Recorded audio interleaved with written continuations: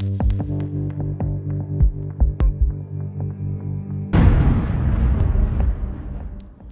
hele startede med The Big Bang. En kæmpe eksplosion, hvor alt stof i hele universet blev skabt.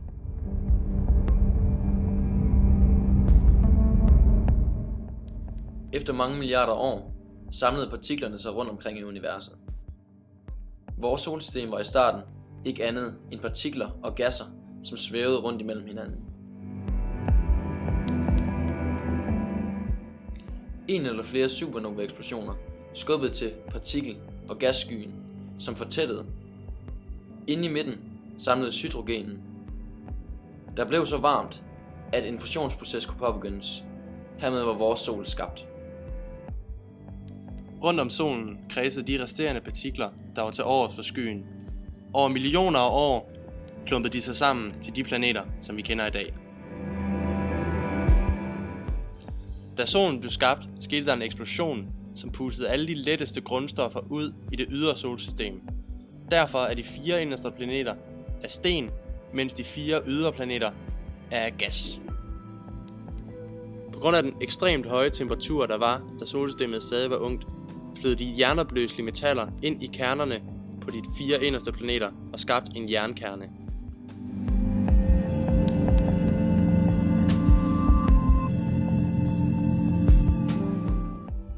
Merkur er den mindste planet i vores solsystem. Den er faktisk så lille, at både Jupiter og Saturn har en måne, der hver har en større diameter. Merkur er sammen med Venus, Jorden og Mars de eneste stenplaneter i solsystemet, som ligesom de andre stenplaneter har en kerne bestående af jern. Merkur minder i store træk om vores måne. Den har ingen pladetektonik, og den er fyldt med krater.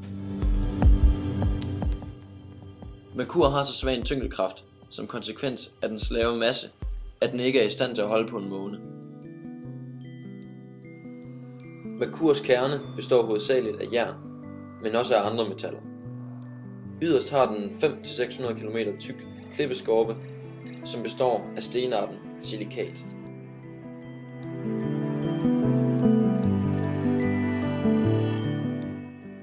I Merkurs eksosfære findes der vanddamp.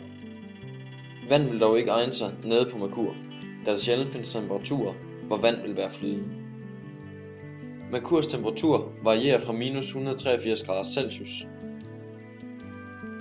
til plus 427 grader Celsius, hvilket ikke er de optimale betingelser for det liv, vi kender til.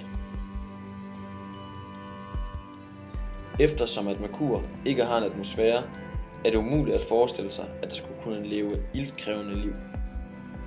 Der er på jorden også fundet planter, der kan lave en anden form for syntese end den kendte fotosyntese. De lever ved varme svovlkilder på meget dybt vand, så måske ville noget lignende kunne overleve på Merkur.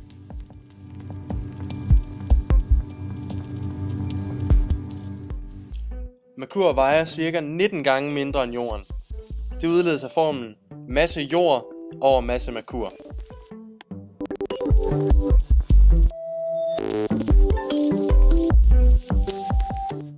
Merkur er ca. 16 gange mindre end jorden. Det udledes af formlen rumfang jord over rumfang Merkur. Det tager Merkur 87 dage, 23 timer og 11 minutter om at nå rundt om solen. Det gør det til planeten med den hurtigste omløbstid om solen. Merkur er derimod den planet, som drejer langsomt rundt om sin egen akse. Det tager ca. 180 dage for den at dreje rundt. Det vil sige, at overfladehastigheden ikke er mere end 3,5 km i timen. For at finde ud af, hvor lang tid det tager solens lys om at nå ud til Merkur, tager man de 8 minutter, man ved det tager for lyset at nå ud til jorden, og ganger med afstanden fra solen til Merkur i astronomisk enhed.